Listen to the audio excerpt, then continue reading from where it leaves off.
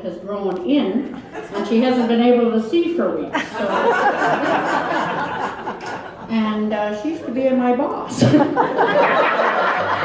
She's not here tonight. She's in the state shopping for hair.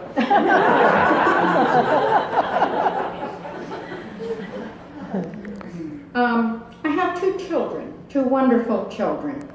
And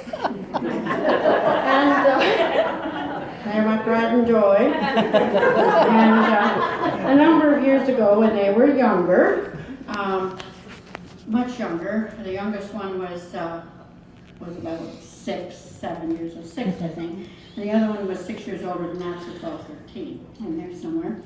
And we had our minister and his wife over for supper one night. And with the youngest one, you tried, and you still do this, have to do this, never leave a lull in a conversation when he's around. Because sure as anything, he's going to screw it up or say something. And he started this young, and he didn't disappoint that night.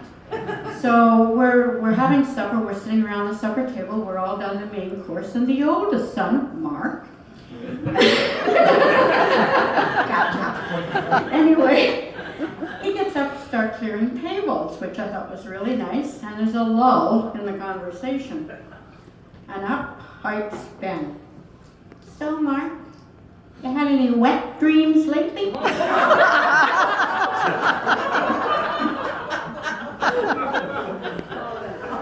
I don't remember the response. But anyway, about a week later, we're in church. This kid just never lets it go. And we're in church, and the minister has all the kids around, you know, and he's telling them about God and Jesus and everything. And he says that he's talking about God, and he compares it, you know, like you can't see God, just like you can't see the wind. And he said, but you can feel it.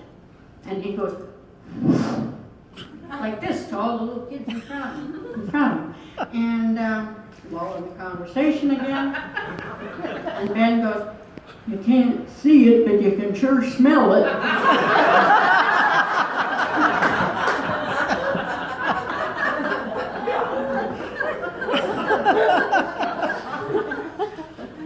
Anyway, this friend of that I was telling you about the hair, she had also mentioned, she just retired about a year ago, and she was wondering, trying to figure out to get some, she might want to get some extra cash, and we all need that, those of the on pensions and stuff. And she thought she would maybe take up dog walking, and I thought, Jesus, that's a really good idea. Maybe I'll look into that. You know, I mean, you can pick your own hours, you can pick the kind of dogs you want to walk, and all that stuff. And then I remembered, I hate walking.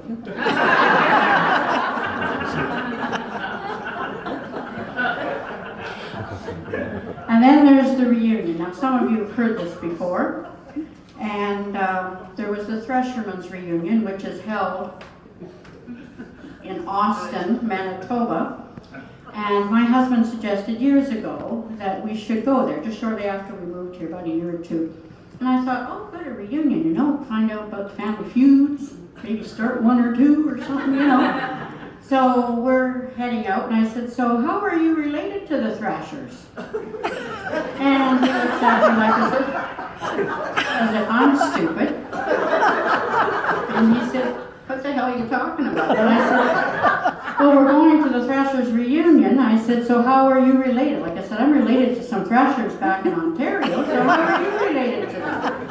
And he said, it's the Threshermen's reunion. And I said, what the hell? And he says, well, you know, those old threshing machines, they have them all out, you know, all those antique things. And I thought, oh, for Christ's sake. It reminded me of the plowing match in Ontario that my dad dragged me to when I was a little girl. And I thought, this has got to be about as exciting.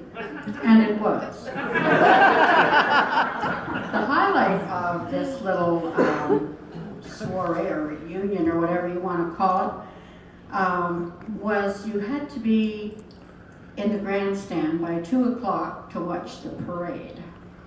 And the parade is not like the Rose Bowl parade, and it's not like the Winnipeg Santa Claus parade where it moves at a steady pace.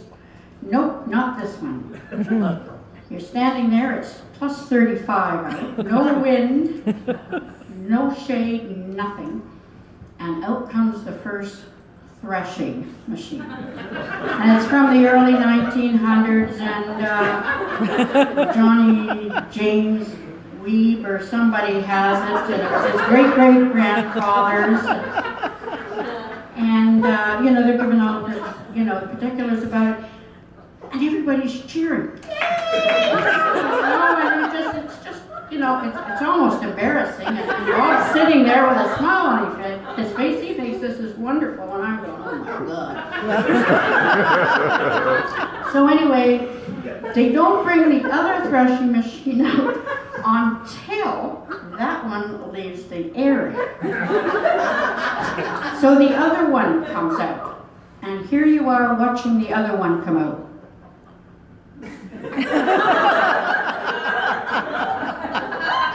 And it gets in front of the grandstand, and there's a great big bang, a great big huge puff of black smoke, and the damn thing stops. And all the men are running towards it, you know, they're just a-hoofing it. That's when I got up and started to leave, and I looked back and I thought it reminded me of the guys in the pit at the Indy 500 coming out to service a race car. Thank you very much for the great audience.